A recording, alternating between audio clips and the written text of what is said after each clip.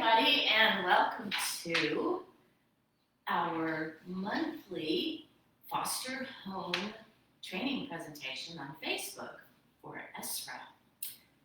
Thank you again so much for fostering ESRA dogs. You're making a huge difference, and what we want to do is help you make that difference more easily and have more fun doing it more efficiently and keep making those great springers available for adoption. So welcome, and we're going to get started. Today we're going to talk about barking, and as usual, I want you to put your comments into the Facebook comments as we progress so that our team can put them together and we can answer your questions at the end of the presentation. So here we go. So barking, what we're going to talk about is too much barking, mostly.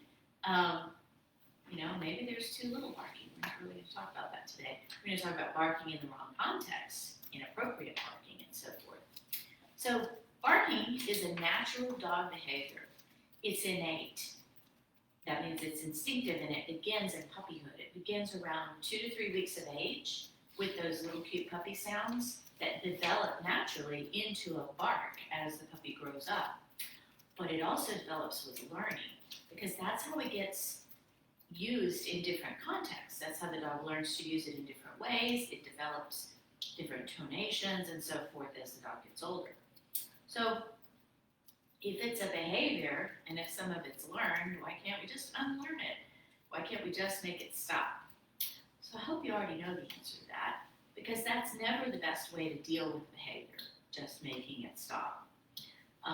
It's always best to get to the bottom of it, to get to why the dog's barking. And that's mostly what we're going to talk about today, and we are going to get to some solutions. So barking is a symptom.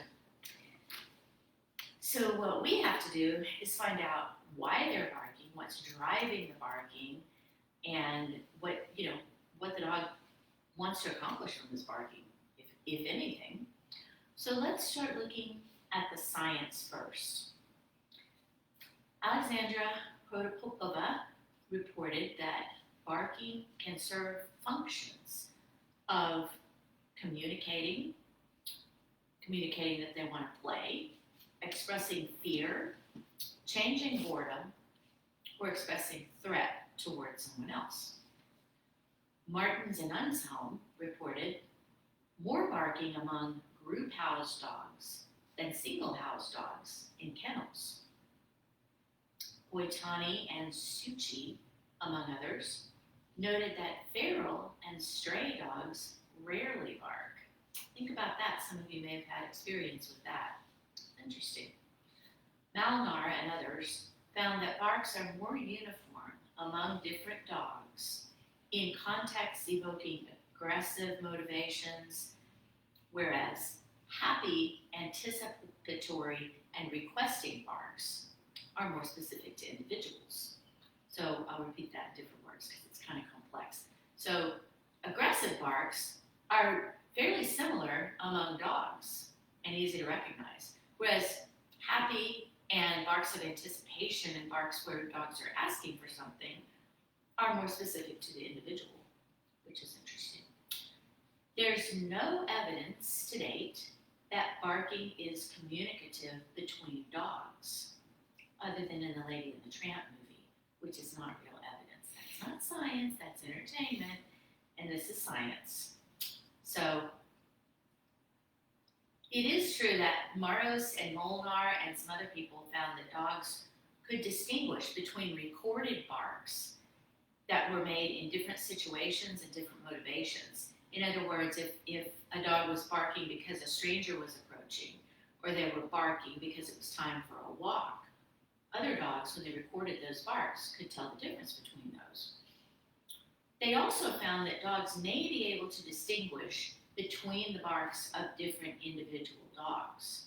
So that seems to lead to the possibility that it's communicative between dogs, but there's not enough information yet to support that finding.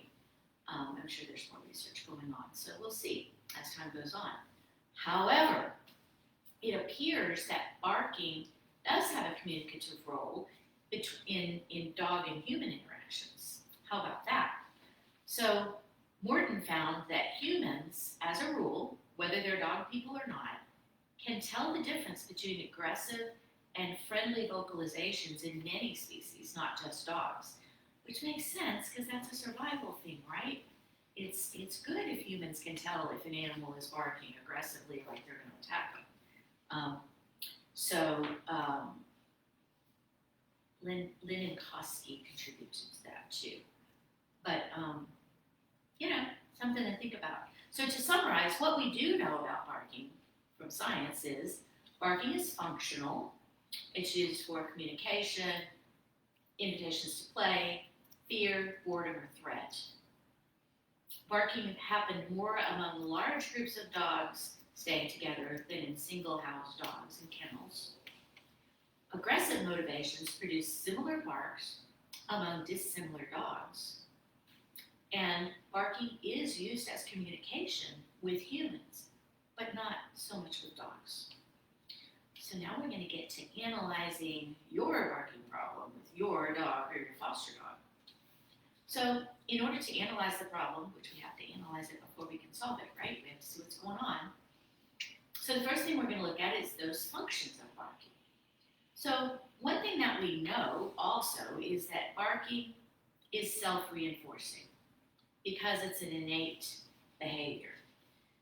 Dogs can experience the joy of barking, and I'm sure you've seen it. Bark, bark, bark, this is so much fun. It's natural, it's innate, though it is enhanced through learning.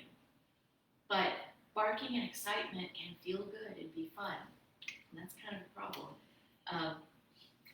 While it's also chasing away boredom and squirrels, it's fun. So that's why it's kind of hard to change. Barking can be used to express fear.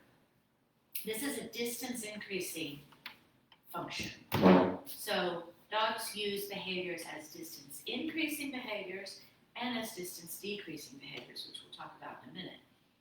But when you're afraid of something, you're going to try to increase the distance between you and that thing. So if you're a dog, you're going to bark and say, oh, go away, maybe while you're backing up or whatever. And you're using that for self-protection through that distance. So they may be barking at other dogs, at other animals, at people, inanimate objects, cars, bicycles, who knows what it is. But by their body language, we can tell they want it to go away.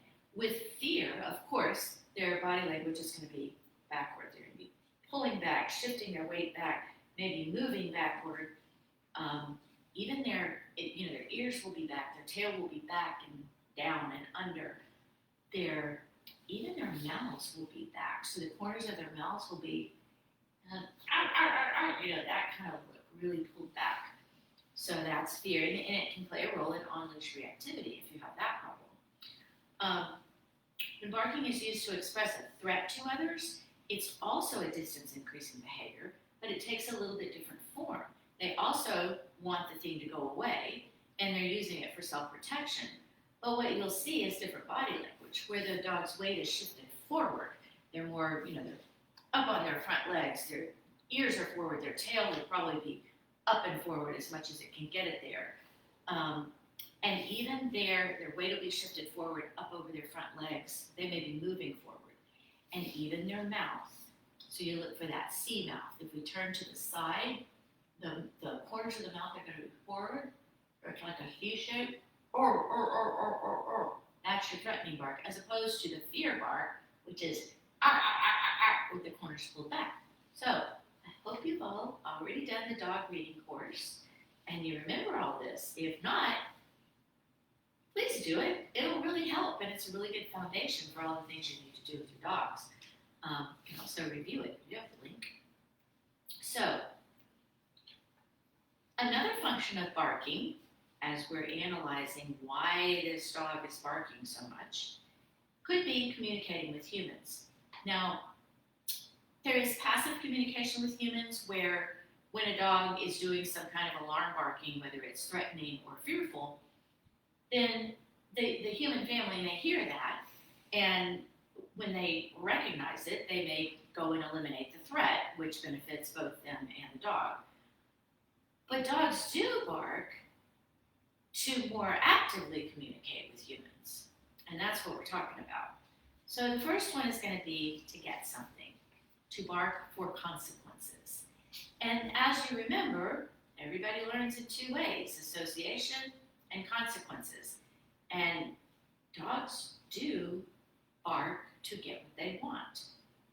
The thing is, that barking has been reinforced. So while it's often called demand barking, to me that puts a lot of responsibility on the dog to have created this when in fact this is created by humans. This is created because the dog barked and got what he wanted, because you know what reinforcement is. Reinforcement happens after a behavior, it's contingent on a behavior, and it increases the behavior. So if the dog barks, he gets what he wants, guess what? You're training him to bark. Maybe you didn't do it, maybe the previous person that did it, but if you maintain it, off it goes. You need to actively change it if that's what's going on. So in order to discern this, you need to pay attention to what happens after the dog barks, right?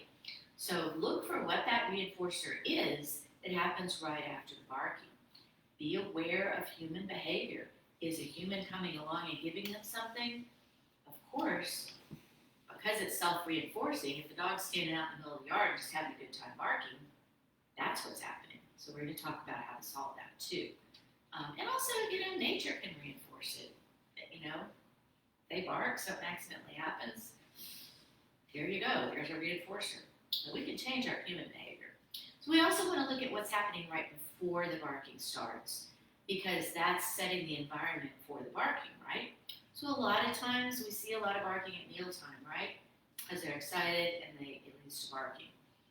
Dogs may bark when they want to go out. Dogs may bark when they want you to throw a ball. They may bark when it's time for a walk. They may bark when you get the leash out. And you have to be super careful. Are they getting what they want when they're barking? One really common one, I'm sure you've heard of this, it's been mentioned for years, but it's a fantastic analogy. So when the mailman comes up to the door to put the mail in the mailbox and the dog barks, guess what? The mailman goes away. So the dog can literally learn to bark to make the mailman go away. Now the dog doesn't know that the mailman was going to leave anyway. He may think that he caused it from the barking. Doesn't matter what he thinks though. It is very possible that he barks, mailman goes away, and now he's going to increase his barking. Because that's how you train dogs. So this consequence-inducing barking can take a couple of forms. One is excitement and arousal. So you have to check and see what's got him over threshold, because it could also have a component of fear or threat involved at this point. Because once a dog becomes aroused and over threshold, he's just barking and now he's not thinking. It may have started out thinking, but it's not anymore. So we have to look at that body language and see what's going on. The other one could be distance decreasing behavior. So dogs will bark in invitation. Do you see me over here? Bark, bark, bark. Don't you want to come play with me? And you'll see that. Maybe you just don't like the barking, but it is less problematic than a dog that's barking out of fear or out of threat. So sometimes another function is dogs will bark out of frustration. It can be a release when they're frustrated, just, I don't know what to do, bark, bark, bark. It could be to get some self-reinforcement. When they're conflicted, they're confused, they don't know what else to do. A lot of times this happens in a training session with the dog. And again, this is a human,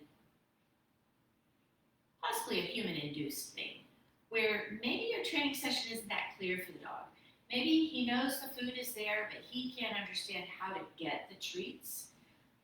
Sometimes when we're training, we're asking too much of dogs. And it's taken a really long time for him to ever be able to give us the behavior we're looking for. So maybe to make it easier so he can get the treats faster and then build up to that more complex behavior. So it may indicate a problem with your training technique, so fix that. It can also be they were chasing a rat went under the fence and they can't get it, now they're really frustrated. So nature can bring frustration also. Some dogs will bark out of stress and anxiety directly. So the barking could be a release of that stress, or it could be just an expression of emotion. It can generalize to a lot of situations quickly. So if it works in one situation, the dog is more likely to bark in others. It can become his go-to behavior. And speaking of generalization, there's another study that I didn't mention in the beginning that shows that the function of barking can change.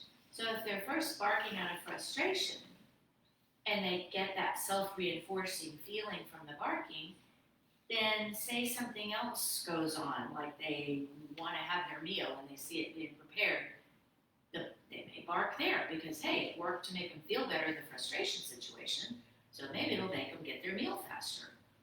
So generalization happens really quickly with things that feel good like that. Okay, so we're going to determine the function of the barking. The next thing we need to do is look at the stimuli that happen before the barking starts. So what that means is look at what else is going on around the dog. Look at the environment. Because if the dog was not barking and now he is barking, something changed in the environment. And if you can figure out what that is, that's going to help you change the behavior. So first, what does it seem like the dog is barking at? What is he orienting toward? Okay, and here's my safety talk. If a dog is barking at you and it's anything but playful, you need to stop immediately, stop everything that's happening, get yourself and the dog out of the situation, close the door between yourself and the dog, give everybody a chance to calm down, and then start over. Make a plan to solve the problem. Because if a dog is barking at you out of arousal or frustration, it can very quickly become a threatening bark. And we want to stop. Behavior never remains the same. It's always moving along a trajectory. And if that trajectory is heading toward threatening you, then that's heading toward biting you. And so we want to turn that the first chance we get, not wait till it gets to that point. I know you know what I'm talking about. So then we stop everything, we make a plan to solve the problem. Okay, so back to the stimuli causing the barking, assuming it's not you. If it's other things, look at what he's orienting toward, and then go back and think about what that function is. So if he's orienting toward a dog he sees out the window walking along the sidewalk, what does it look like? What does his body language look like? Does it look like fear? Does it look like threat? Does it look like play behaviors? What's happening? Is it distance increasing behavior or distance decreasing behavior? Because then you have something you can work with. By the way, on a side note, when an animal wants to kill another animal, it's generally very quiet. You're not going to have barking in that situation because if an animal perceives another animal as prey, he doesn't want to increase distance. He doesn't want to scare his prey away. He's just going to quietly stalk it and then he's going to go kill it. Now that doesn't mean that barking in arousal or stress can't take the dog over threshold, get him closer to the animal, everybody's wired up, things go bad, he gets the animal in the corner and, he could kill an animal. That's not what I'm talking about. That certainly we want to minimize arousal and over threshold behavior. Take it away if possible. But killing doesn't happen with barking as a general rule. So, all right, so we've looked at the function. We've looked at whatever changed in the environment to start the barking. And then we want to take a good close look at the communications accompanying the barking, which I've already mentioned, but it's really important. And basically, if you can tell if that animal's body language is forward, if he's pushing forward, shifting his weight forward, everything is forward, that C mouth, the corners of his mouth are forward, That's one thing. If it's fearful, pulling back, weight shift back, cortex of his mouth pulled back, or is it playful? Is he wiggling and bouncing and doing exaggerated movements, doing play bow? That's a whole different thing. And then is it excitement leading into arousal or possibly already having arrived at arousal? That's going to be those frantic, stiff, jerky movements where they're stiff, their back is straight, it's not curving. They'll have a hard mouth. If you offer them a treat at that time, their jaw's tight too, so they'll be real grabby with the treats. So look at that, because all of these causes can work together to help you plan what the opposite behavior that you're going to try to reinforce is what that behavior is in that situation that's going to work to create a different behavior besides the barking, right? So again, prevent what you don't want, reinforce the opposite of what you don't want, right? Sometimes barking can help humans finally see the problem. And that's not the best thing. You might not have noticed a brewing problem until the barking started. And that's another reason I really encourage you to do the dog reading course, because I want you to be able to clearly see the things leading up to the barking so you can prevent it, because it turns out better.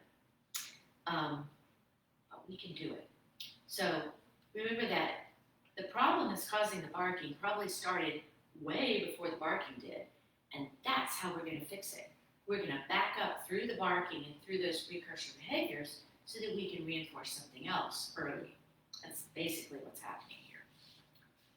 So now, finally, we're going to talk about solutions. So I want to talk about three things, three big topics. One is, as I already sort of alluded to, you have to get in front of the barking. Get in front of it. You have to be able to predict it, to reinforce things that come before the barking early so you can turn it away from that trajectory toward barking. You have to reinforce opposite behaviors. And, I use the word opposite loosely because there may be a lot of opposite behaviors. In this case, they're going to be behaviors that are accompanied by quiet on the part of the dog. So we can pick out which ones work best in the situation where we have the problem. And we'll talk about that more.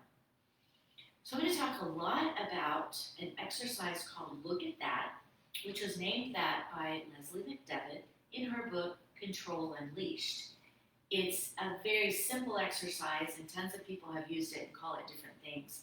I love to call it Look at That because you can shorten it to LAT, and I just like it. So this particular exercise, which I'm going to demonstrate in a few minutes with Al, if I can wake him up, works to prevent barking and the other behaviors that lead up to it, those emotional responses that lead to barking. It also works to modify almost any barking situation. It teaches, it allows you, it doesn't teach, it allows you to teach the dog an alert that's, come get me. If you see something that is so exciting to you, or so threatening to you, or so whatever to you, that you feel like you need to bark, come get me instead, without barking. And it can really make a big difference. So,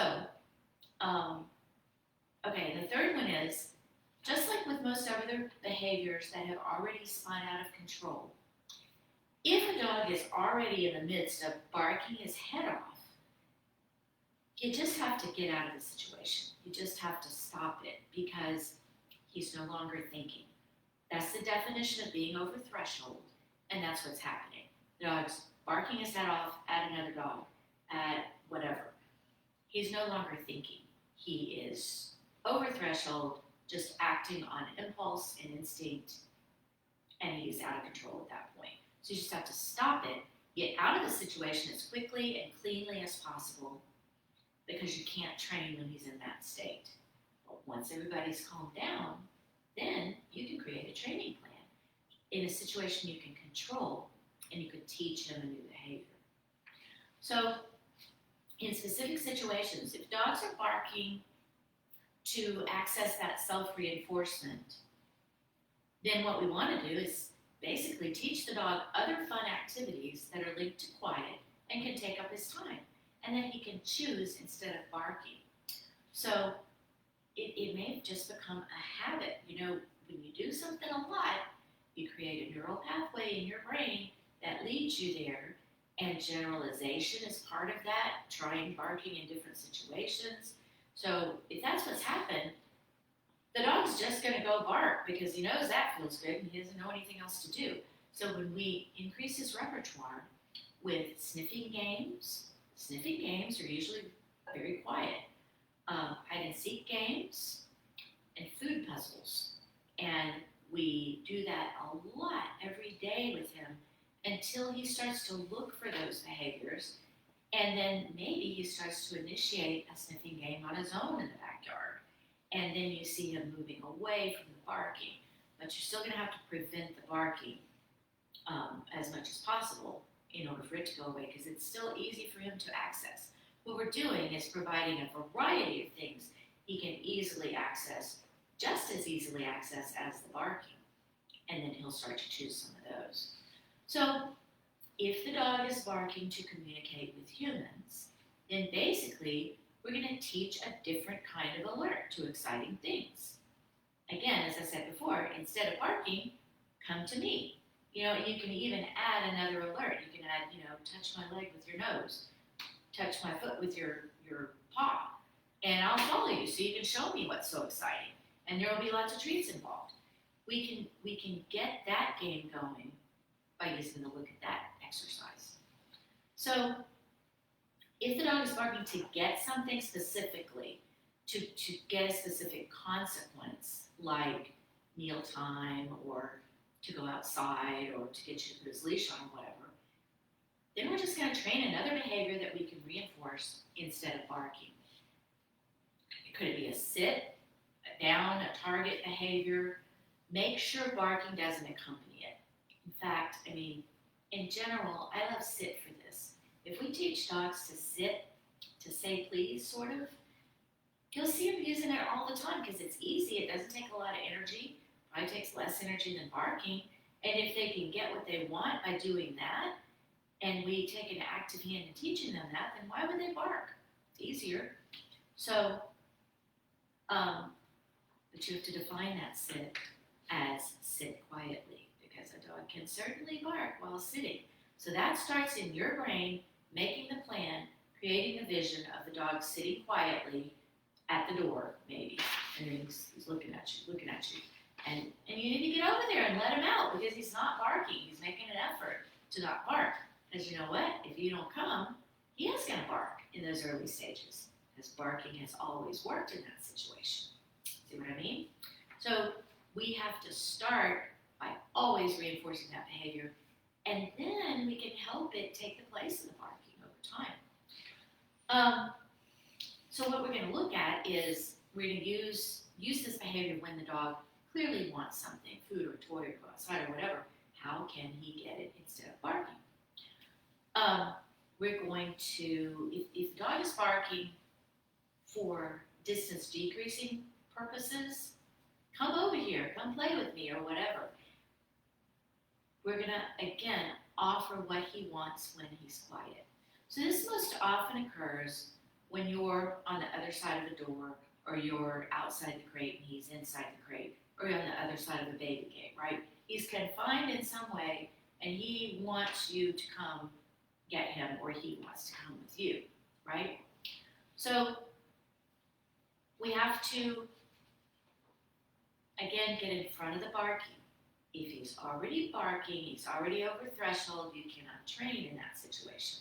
You have to just get out of the situation and then create a controlled situation you can train in. However, if you can get there before the barking begins, and we're talking about running. If your dog's in the crate, you're in another room, he's quiet, you were going to go get him in a few minutes anyway, run in there for heaven's sakes and try to get there before the barking starts.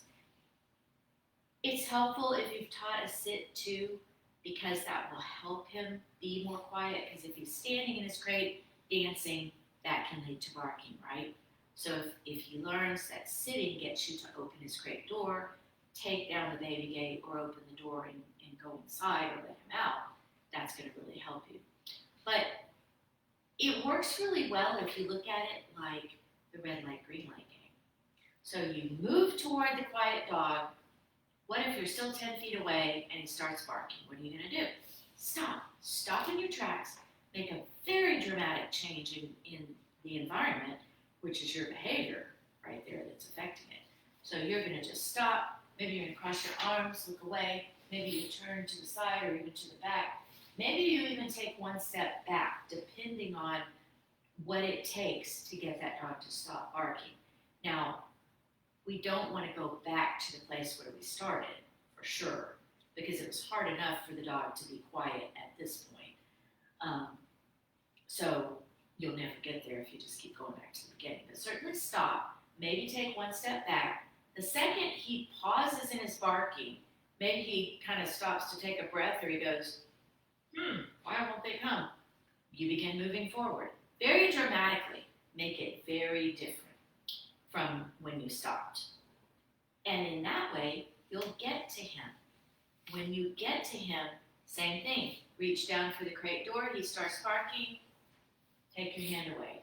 Reach down again when he's quiet, he starts barking, take your hand away. Very dramatic changes will communicate to the dog, you have control over this, buddy. When your little mouth is closed, I will do everything I can to get that crate door open. But if you start barking before I can do it, I have to stop. So you have to be fair again. Move fast. Don't be going really slow and trying to get more out of him, because his reinforcer is getting to you in this case, because we've established that he's trying to use barking to decrease distance between you and him. So you gotta go fast.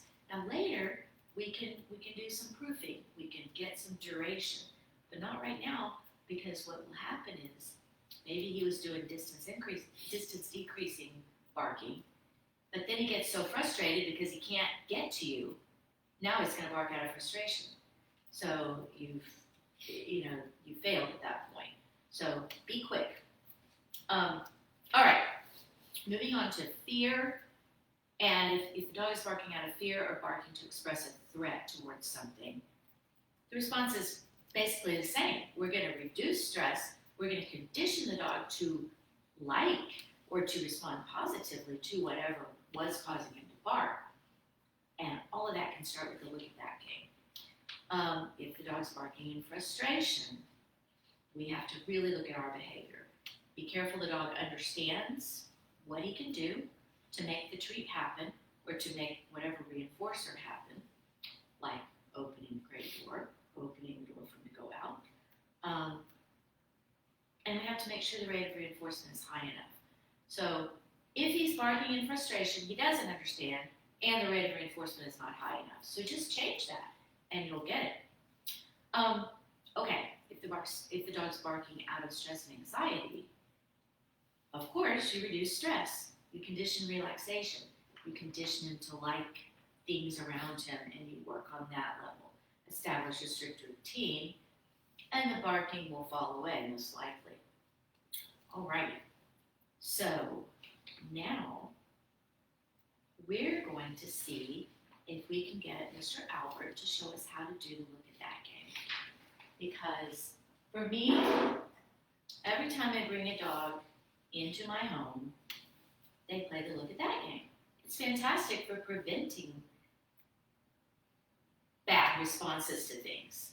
I do it on walks when they see dogs. I do it when somebody comes up to the door. There's so many applications. And so, okay, first of all, the look at that exercise is in an article that's on the Foster Home Facebook group files.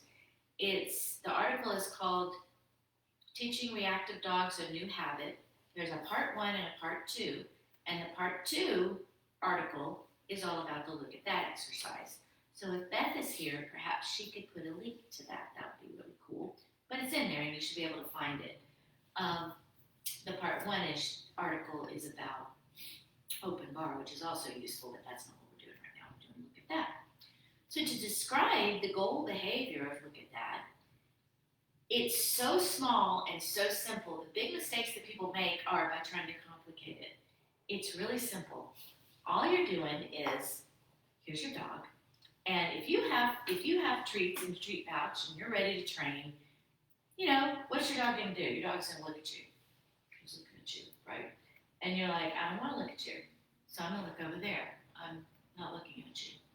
Dog's looking at you. Why don't you come here too? You're like, whatever. I'm looking other places. But I got my eye on the dog, right? So let me get my clicker, because we're going to use a clicker for this. You can also use a mouth click. So my dog's still staring at me because he's like, I know if I just look long enough, I'll get a treat, right? And we like dogs to look at us. But eventually, he's going to hear something, or he's going to get bored, and he's going to go, oh, what's going on over there? He turns back to you. You give him a treat. That's all in the world it is. It's a head turn. And we're going to start with the dog really close to us, but ultimately we can do it with the dog farther from us. But right now, we want to teach him it is just that swivel of your neck. He looks away, he turns back, he gets a treat. Look away, turn back and get a treat. We want him to look at all kinds of things. What we're teaching him is that stimulus that in the past you might have gone off barking at should be now something you can look at calmly. Because the thing is, before they go off barking, they do look calmly. First they look and go, why is that dog over there? And then they make that choice to bark. So if we let them know, it is okay for you to look at the dog. I don't want you to not look at it. I want you to look. Enjoy looking. Wiggle your little nose and sniff. Swivel your ears around and listen. Look. And then check with me. That's what it's about. So let's see if Al will help us. Come here, buddy. Would you like to play a game? Oh, okay. Stretch out your nap. That's good. Come here. Come here. You want to do it there? You want to not do it at all? Oh, you're so slow. Hi. All right. Want to do something? What are we going to do? Okay, so he's looking because I have treats. There it was. It's just a head turn.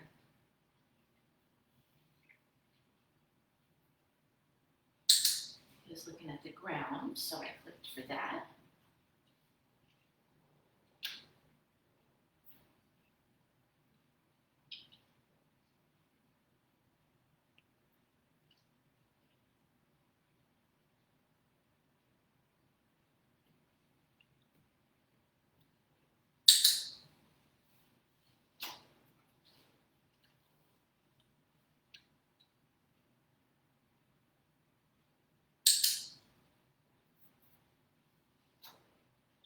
How easy is that?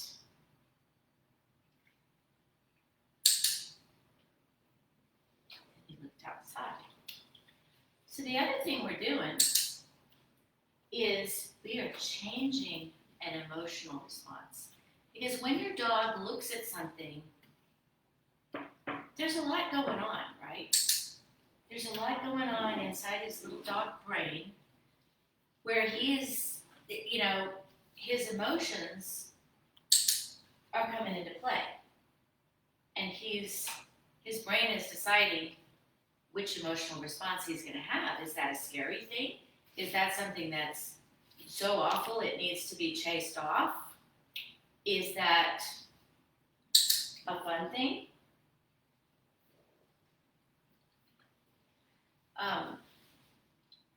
Or how should I respond? So then the emotional response takes over, and then that's what drives the barking, right? Because if he sees that that's a scary thing or something that needs to go away, he's very likely to start barking. And if you have a dog who barks in those situations, you already know that's what he's going to do. He's told you already, this is how I'm going to respond. It's not going to just change one day. If he sees a dog that he wants to play with or a person that he really wants to interact with, and that's what drives his barking, that's also an emotional response. So his emotional response is, oh my gosh, I love you, I need you to come here right now, I can't even stand it, I'm gonna die if you don't come over here. So he's also potentially over threshold, but with a different emotional response, but you still can't control him, so it's still a problem, right? So we want to change that emotional response that's going to lead to the barking, whether it's happiness or some negative emotion. We want to change it to just, I understand, Mom, I'm going to allow you to decide if I'm going to interact with this thing. And I know what to do to tell you that I want to do a thing with them, or that I'm afraid and I want it to go away. Once you have that communication and you let them know, I see that, let's figure out how to get the job done together, you're not going to have barking because it's done. So there you go. So barking, it's a big deal.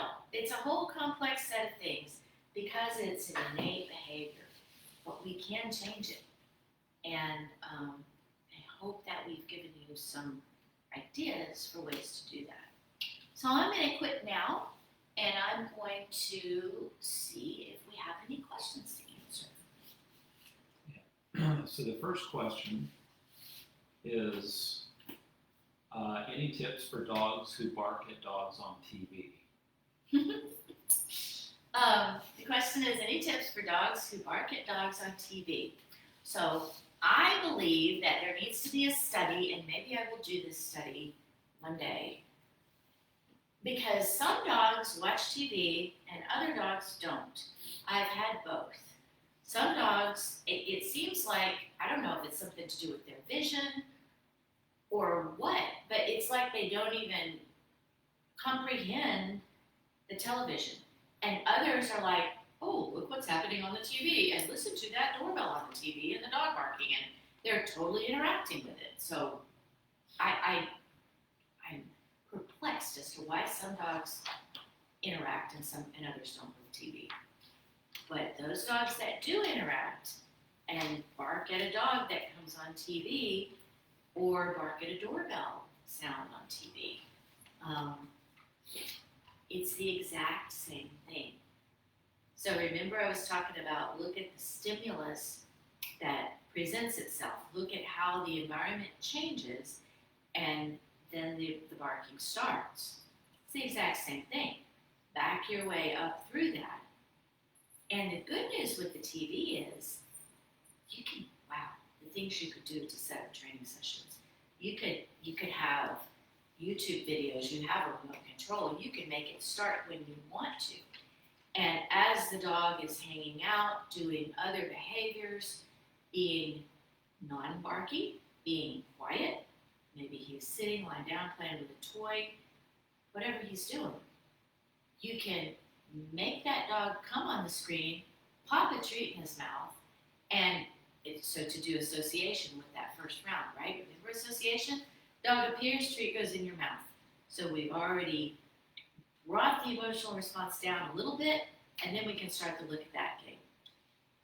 If the dog on TV is too much to play the look at that game, we can do things like, in fact, I always recommend starting to look at that game with not the thing that is causing the problem, right? Because a head turn can be learned, just here now, Al was looking at Derek over in the corner much of the time, and then he was looking at the patio door out into the yard a couple of times, and there's nothing going on out in the yard.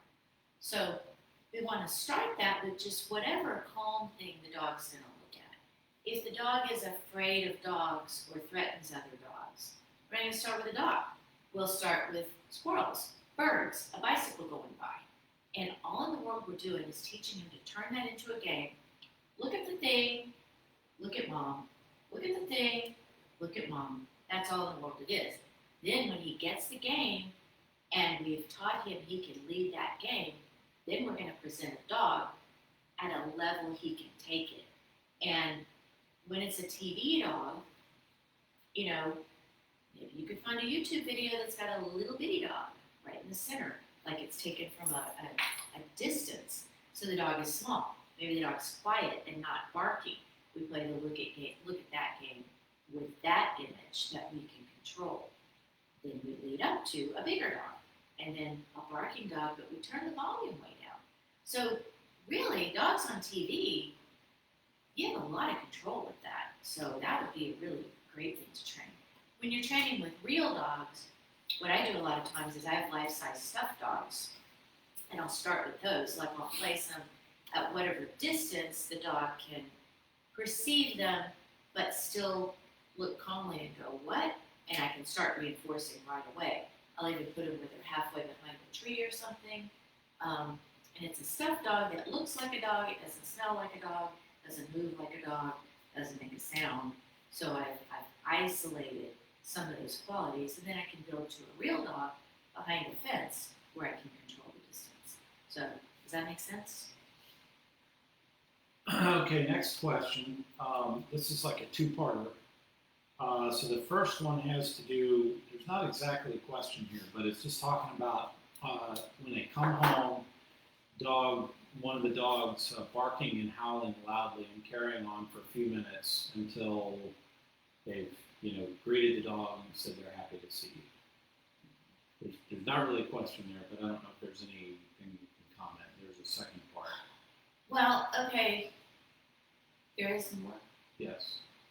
Okay, well, so what Derek's told me so far is someone's describing a situation where they come home and the dog is barking, howling, carrying on like crazy until they get in and greet the dog.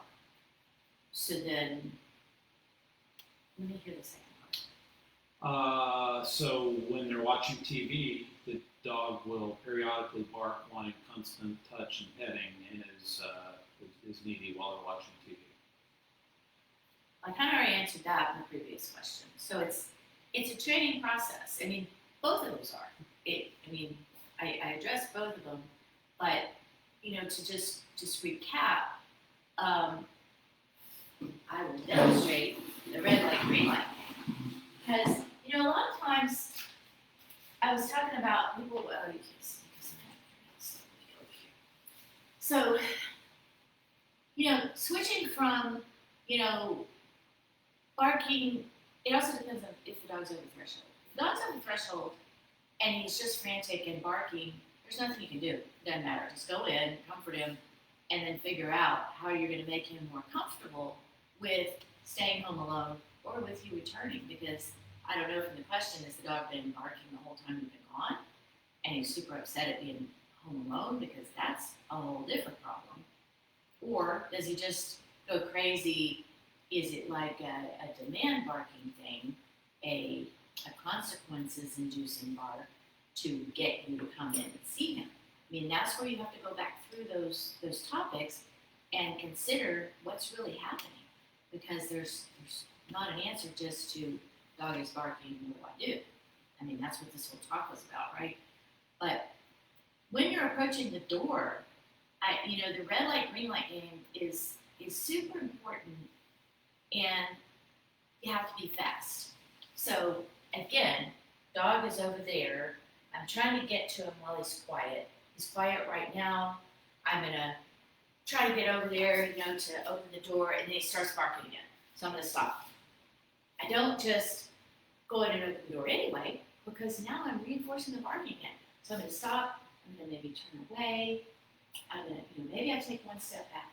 But again, I don't go back where I started, because I'll never get there. He stops barking to take a breath. I try to get over there and get the door open. If I get my hand on the doorknob and he starts barking again, I stop.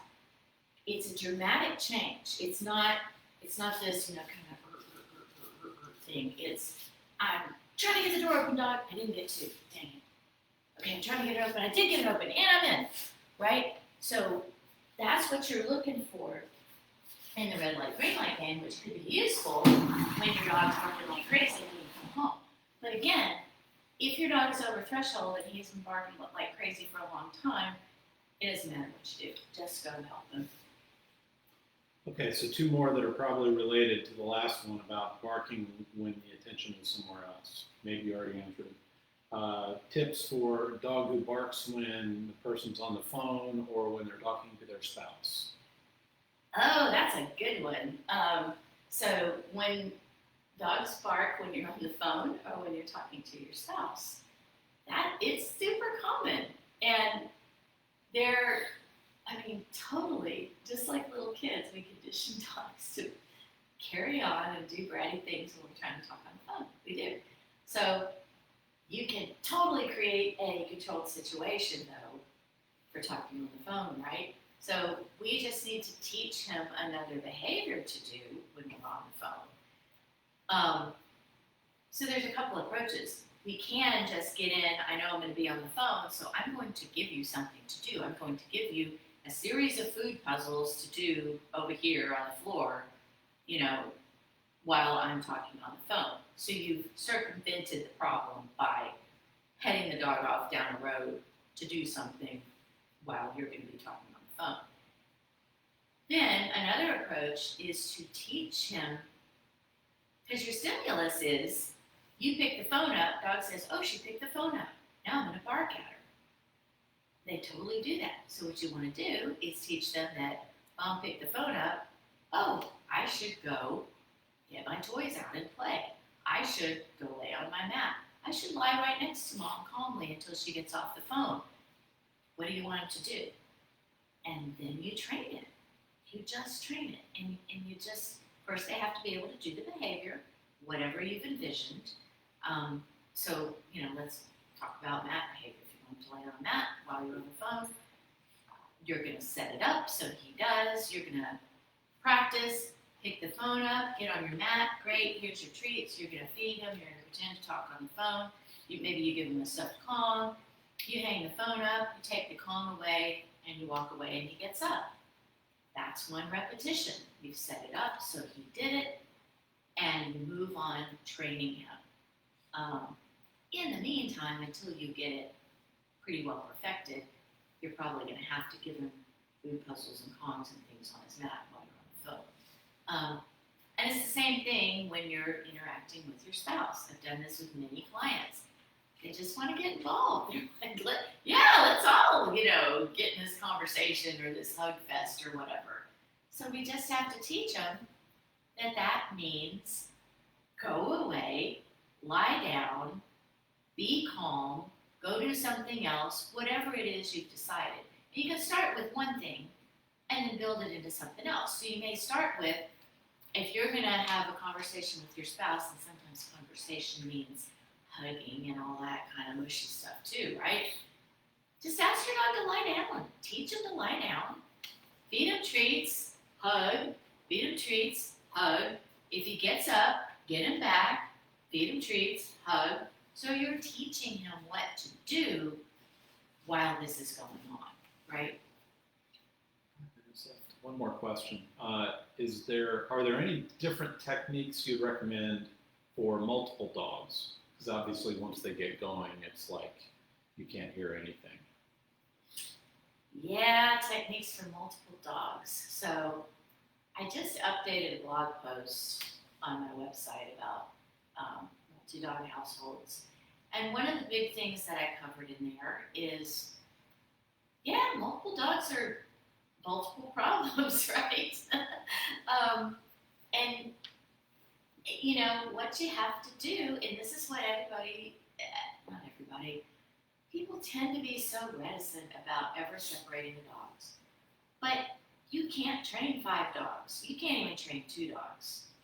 You have to separate the dogs and make sure they have the component skills that you need to conquer the task at hand. So remember when we did the talk on positive reinforcement, treats are only the beginning.